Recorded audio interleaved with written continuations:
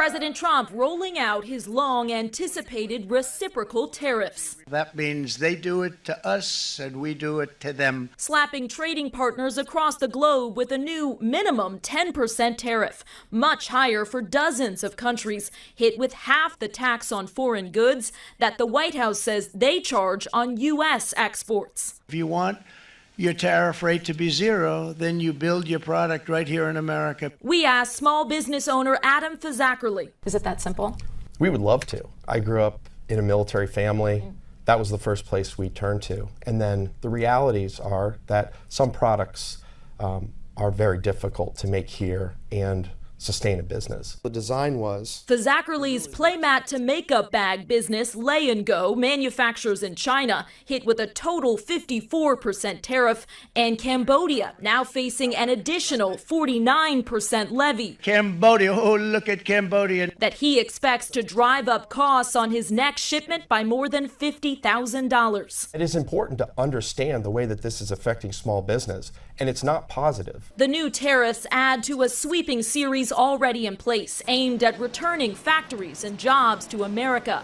But U.S. businesses will be forced to eat added costs and likely pass them on to American consumers on everything from cars to computers, clothes, and groceries. CNBC's Ron Insana breaking down the impact. The average tariff is going to be about 25% and could cost the average family as much as $5,000 a year. Democrats sounding the alarm as some of the top U.S. CEOs warn of potential harm, and the White House presses ahead. There are steelmakers and unions supporting the president's tariff moves, hoping to bring jobs back, and the White House is pointing to new investments, including Hyundai announcing a $5 billion steel plant in Louisiana, and Apple saying it will expand its U.S. facilities and create 20,000 new jobs. In Washington, Alice Barr, NBC News.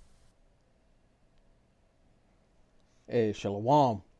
I'd like to start out by giving all glory, praise, and honor to Yahweh Bahasham, Yahweh Shai Bahasham, or Chakwadash. Double honors to the elders and apostles of the Great Millstone, and Shalom to the elect of Israel.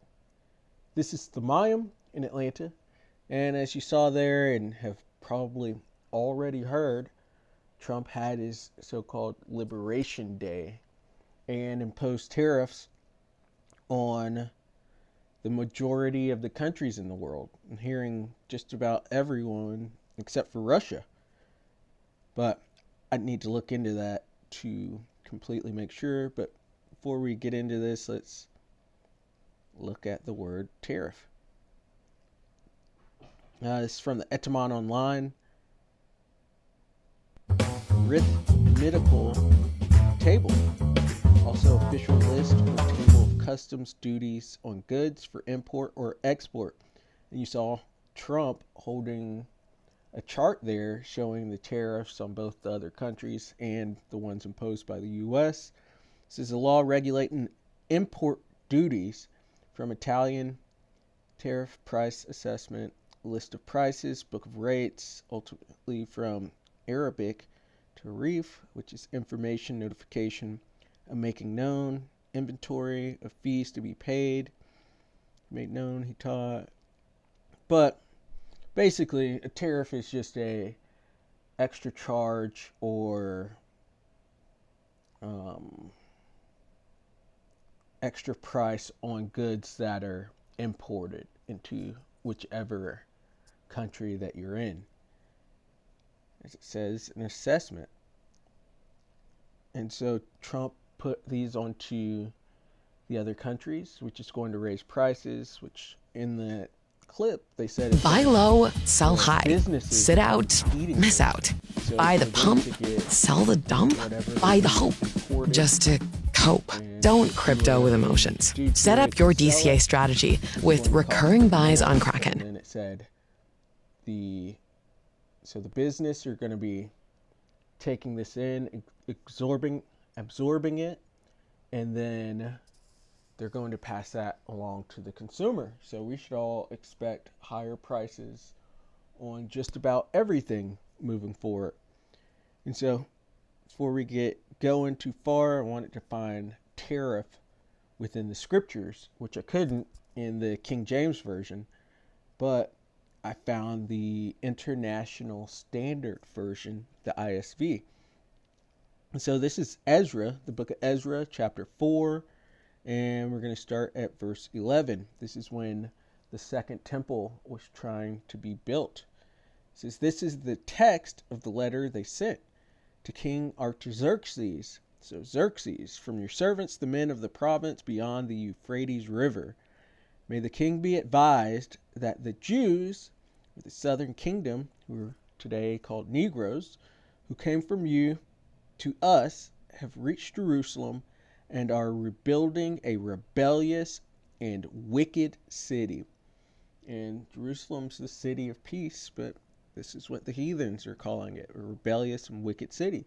Because we have law, statutes, commandments from the Heavenly Father that don't align with the heathen nations.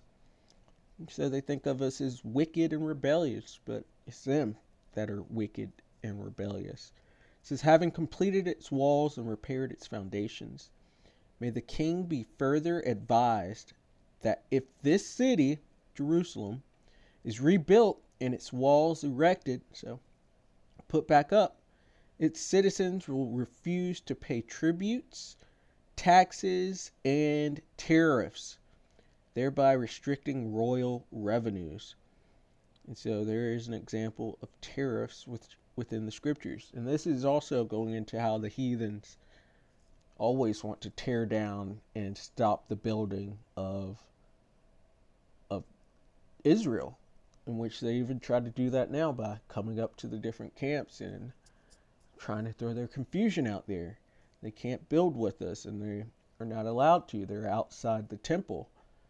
And we see that they don't want us to be rebuilt, to stand back on our feet, and to have the third temple rebuilt, but there's nothing they can do against it.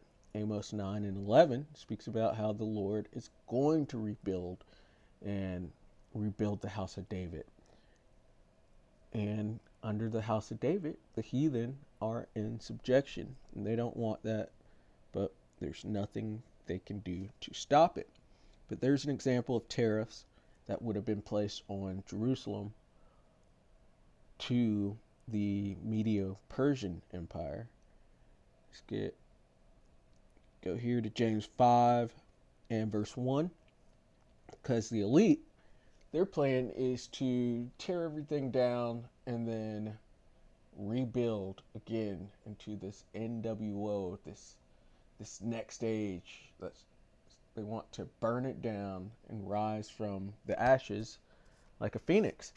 But that's not going to happen either, because their temporary blessing that Esau received, because the elite are Edomites, which are so-called white people and so-called small hatters. These small hatters and these white people, these are the Edomites.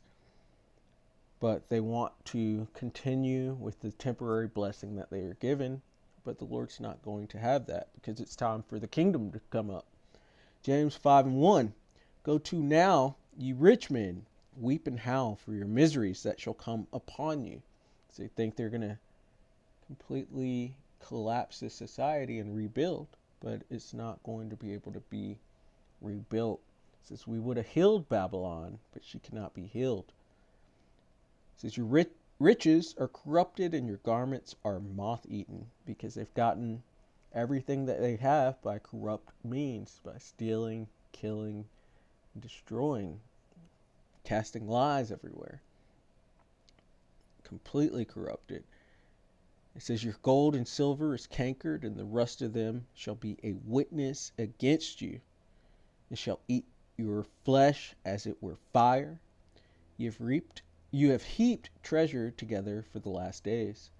We are in the last days, and everything that these Edomites have is going to be translated over to the Israelites, the Negroes, Latinos, and Native Americans, as well as our scattered. It's all going to go to the Israelites under Yahweh Shai. And there's nothing they can do to stop this, because it's all within the Lord's plan. their kingdom is going to fall. They're going to go into World War III. They're going to get nuked. And then the remnant of them are going into slavery. And all this that the elite are doing to this system is going to bring a famine. So Revelation 6 and verse 6, and I heard a voice in the midst of the four beasts say, a measure of wheat for a penny. A penny back in these days in the Roman Empire was a day's wage. And so that's not enough of wheat for a day, or a day's wage can only get a measure of wheat. That's crazy. That means there's high inflation and the prices are extremely high, which is what we're coming into. We already have inflation, and then these tariffs are going to exacerbate it with certain manufacturing of foods going into the tank, like eggs, with this bird flu and chicken, and then they talk about beef and how there's something affecting the beef, so the beef prices are going to go up. Everything's going to go up. Not everybody's going to be starving, but a lot of people will. It says, in 3 measures of barley for a penny. So that's all you get for a day's wage. And see thou hurt not the oil and the wine. That's the truth. And the Lord is going to protect his men who hold the truth. He says, my servants shall eat. So there's nothing for us to worry about, which we'll probably go hungry sometimes, but the Lord is not going to just let us starve out here. If you've been doing what he's asked of you, teaching and prophesying, he's not going to just let you starve to death. He's going to take care of his servants, just like he said. And there's going to be blessings to come with that. And Yahweh Shai will return soon, in which the kingdom will be set up. He's going to deliver us out of all this misery. But what is going on now is not going to work, because we're watching the downfall of Babylon the Great, aka America, and really all of Western civilization, as well as the other heathen kingdoms. It's all falling. It's going to get rough and rocky, but Yahweh Shai is returning, so be happy. Look forward to this, because it's coming. There's nothing you can do to stop it, or me, or anyone else. This has to happen. It's these birth pains for the kingdom to come. And so, Lord willing, that was edifying. I'd like to give all glory, praise, and honor to Yahweh Bahasham, Yahweh Shai Bahasham, or Wadash. Double honors to the elders and apostles of the great millstone. Shalom to the elect of Israel. Shalom.